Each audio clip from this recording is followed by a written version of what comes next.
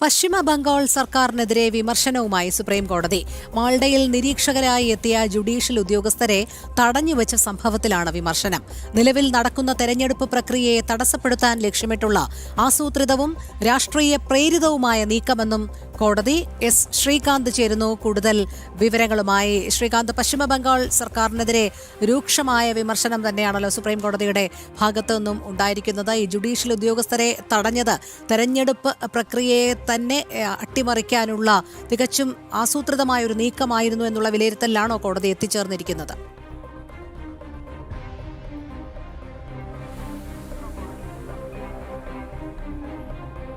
രോഹിണി, SIR-മായി ബന്ധപ്പെട്ട നടപടിക്രമങ്ങൾ പശ്ചിമ ബംഗാളിൽ പുരോഗമിക്കുന്നതിനിടെയാണ് നിരീക്ഷകരായി 7 അംഗ ജുഡീഷ്യൽ സംഘത്തെ ഈ പശ്ചിമ ബംഗാളിലേക്ക് അയക്കുകയുണ്ടായത്. അവിടെ മാൾഡയിൽ ഈ നിരീക്ഷകരായി എത്തിയ ജുഡീഷ്യൽ ഉദ്യോഗസ്ഥരെ 9 മണിക്കൂറിലധികം തടഞ്ഞുവെച്ചു, ഘരാവോ ചെയ്തു എന്നുള്ളതാണ് കോടതിയെ ചൊടിപ്പിച്ചത്. പശ്ചിമ ബംഗാൾ സർക്കാരിനും മമതാ ബാനർജിക്കുമെതിരെ ആഞ്ഞടിച്ച കോടതി രൂക്ഷമായ വിമർശനമാണ് നടത്തിയത്. നിലവിൽ നടക്കുന്ന തെരഞ്ഞെടുപ്പ് പ്രക്രിയയെ തടസ്സപ്പെടുത്താൻ ലക്ഷ്യമിട്ടുള്ള ആസൂത്രിതവും രാഷ്ട്രീയ പ്രേരിതവുമായ നടപടി എന്നാണ് കോടതി ഇതിനെ വിമർശനാത്മകമായി പറയുകയുണ്ടായത്. ദൗർഭാഗ്യകരമായ സംഭവം എന്ന് ചീഫ് ജസ്റ്റിസ് ഇതിനെ വിമർശിക്കുകയും ചെയ്തു.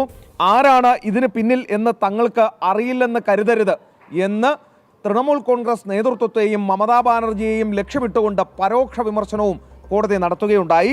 പുലർച്ചെ 2 മണിവരെ താൻ നേരിട്ട് ഈ വിഷയം നിരീക്ഷിച്ച് വന്നതാണെന്നും ചീഫ് ജസ്റ്റിസ് പറയുകയും ചെയ്തു. അതായത് ലോ ആൻഡ് ഓർഡർ സിറ്റുവേഷൻ സമ്പൂർണ്ണമായും പശ്ചിമ ബംഗാളിൽ തകർന്നടിഞ്ഞു എന്ന് പരമോന്നത നീതിപീഠത്തിൽ ഇരുന്നു കൊണ്ട് ചീഫ് ജസ്റ്റിസ് തന്നെ പറയുകയാണ്. ശരി, ശ്രീകാന്താണ് വിവരങ്ങൾ നൽകിയത്.